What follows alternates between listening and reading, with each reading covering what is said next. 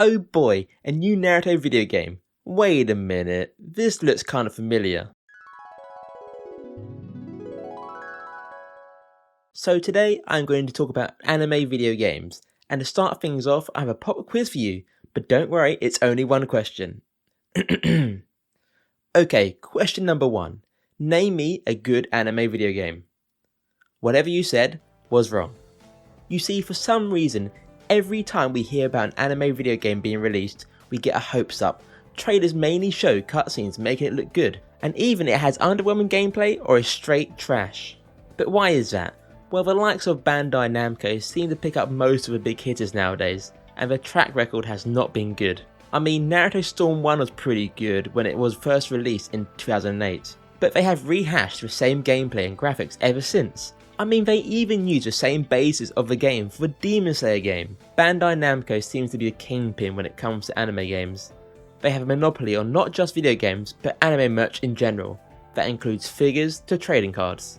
Whilst Bandai has published some great series such as Dark Souls and Tekken, and even the likes of Pac-Man, when it comes to anime games, they seem to fall flat. Now, there are different developers working on anime games compared to the AAA titles, but the quality between them are night and day. The problem with anime games is that they'll sell regardless, so a lot less staff and work may go into them. Just looking at the past releases, there have been a lot of misses. I think if we were honest, perhaps the last good anime game was Dragon Ball FighterZ, and that came out in 2018, that is 6 years ago. Since then, really everything that has come out has been average at best. It is a shame as we look at the potential. Captain Tsubasa, for example, has the ability to be a really fun, unique football game.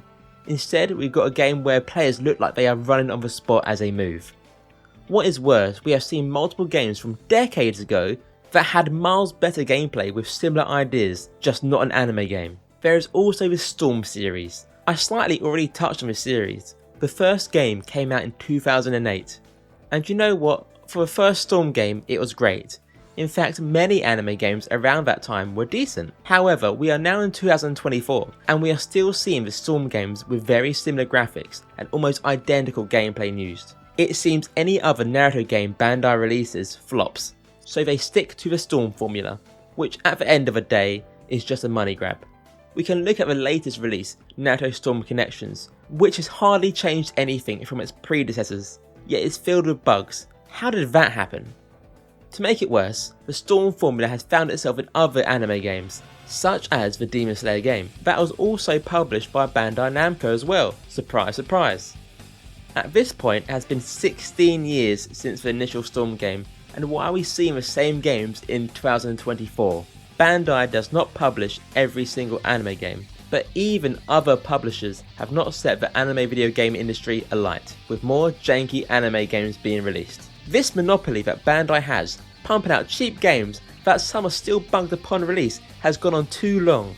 Whilst anime fans do tend to buy anything with their favourite shonen character plastered on, perhaps this year anime fans have had enough. For the new Jujutsu Kaisen game to get over 100,000 refunds in just 4 days is impressive. I have not played it, but from the get-go you are forced to view the 2000s DVD looking menu with the anime opening playing in the background. Was there any effort made here? Perhaps charging £60 for this game was not the best idea. I am sure it may satisfy some JJK fans, but it does look janky. The camera movement seems off, the combat system seems a bit, well, basic, which is a common theme amongst anime games. Maybe we will see more of these games closing down its servers, being delisted of digital stores, as like Jump Force did. I am not sure how much there is to say about this disappointing game, apart from why does every character look like they have been pissed on? I don't want to use this video just to highlight random bad anime games, but the majority are, well, bad. The most successful video games tend to be the Dragon Ball games. This spans across generations of consoles, to the PS1 to some of the most recent consoles. Heck, there are even some good handheld games on the GBA or even PSP. Something like Dragon Ball FighterZ has shown the heights what anime games can reach, to not only be a good anime game, but an actual good video game in its own right.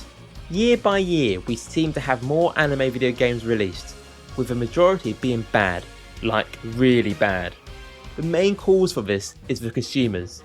I get it, your favourite anime has finally got a game on the next gen consoles and seems like a no-brainer to buy it.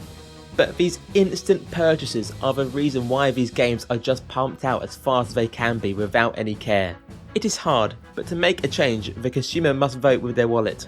It is not all doom and gloom, as once again Bandai Namco has turned to an old formula to potentially save their current streak of bad games, with the upcoming release of Dragon Ball Sparking.